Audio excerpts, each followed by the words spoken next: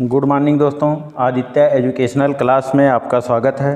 आज हम यहाँ आप लोगों को सूक्ष्म शिक्षण के अंतर्गत पाठ प्रस्तावना शिक्षण कौशल के बारे में बताएंगे। जैसे सबसे पहले ऊपर हम लिखते हैं कॉपी में सूक्ष्म शिक्षण, फिर उसके बाद पाठ प्रस्तावना शिक्षण कौशल, उसके बाद संस्था का नाम, मतलब जिस संस्था में आप पढ़ते हैं उस संस्था का नाम लिखेंगे और अनुरूपी परिस्थितियों में शिक्षणाभ्यास। उसके बाद छात्राध्यापक का नाम या छात्राध्यापिका का नाम, जो आपका नाम होगा वो नाम लिखेंगे। उसके बाद दिनांक लिखते हैं, जिस दिन हमें शिक्षण कार्य करना है इस पाठ योजना का उसका दिनांक लिखते हैं। कक्षा 8 वर्ग ए विषय भूगोल, चक्र पहला, अवधि 6 मिनट। यहाँ हमारा प्रकरण है रवि की फसल। उसके बाद पूर्व ज्ञान लिखते हैं, छात्र रवि की फसल के बारे में सामान्य जानकारी रखते हैं। अब उसके बाद प्रस्तावना के प्रश्न बनाते हैं। जैसे यहाँ लिखते हैं प्रस्तावना के प्रश्न, फिर यहाँ 3 कॉलम बनाते हैं। एक में क्रम संख्या, प्रस्तावित प्रश्न, संभावित उत्तर, सहायक सामग्री। अगर हम सहायक सामग्री शिक्षण कार्य कर रहे हैं तो यहाँ सहायक सामग्री बनाएंगे। पहले यहाँ क्रम संख्या 1, प्रस्तावना का जो पहला प्रश्न, किसान खेतों में क्या करता है, तो छात्र उत्तर देते हैं फसल उगाते। किसान खेतों में फसल उगाता है या खेती करता है। फिर दूसरा प्रश्न, फसल कितने प्रकार की होती है, तो छात्र उत्तर देते हैं फसल जो है 3 प्रकार की होती है। फिर तीसरा प्रश्न, तीनों प्रकार के फसलों के नाम बताओ, तो छात्र बताते हैं रबी, खरीफ, जायद की फसल। उसके बाद चौथा जो यहाँ प्रश्न है, रबी की फसल के बारे में आप क्या जानते हैं। अब ये समस्यात्मक प्रश्न हो जाता है, छात्र यहाँ कुछ बताते हैं उसके बाद मौन हो जाते हैं।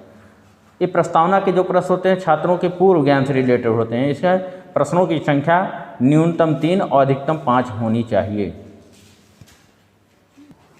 उसके बाद उद्देश्य कथन लिखते हैं, बच्चों आज हम लोग रबी की फसल के बारे में अध्ययन अध्यापन करेंगे। उसके बाद प्रस्तावना शिक्षण कौशल की निरीक्षण एवं मूल्यांकन तालिका बनाते हैं।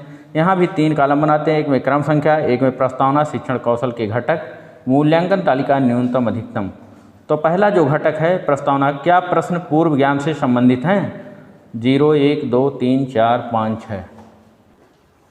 दूसरा घटक, क्या प्रश्न अस्पष्ट हैं, मूल्यांकन तालिका में 0, 1, 2, 3, 4, 5, 6।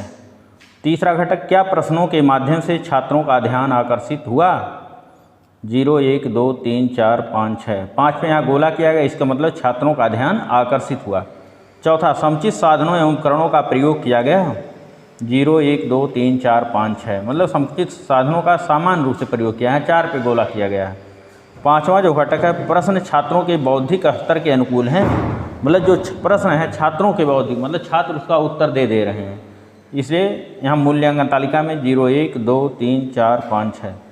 6वां घटक जो है, उद्देश्य कथन का सही ढंग से प्रस्तुत किया गया, 0, 1, 2, 3, 4, 5, 6।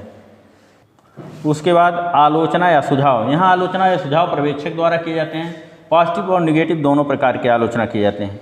जैसे यहाँ किया गया, श्यामपट्ट लेख में अक्षरों का आकार समुचित बनाएं। मतलब जो यहाँ श्यामपट्ट पर लिखा गया अक्षरों का आकार सही नहीं था, इसलिए समुचित बनाने का निर्देश दिया गया।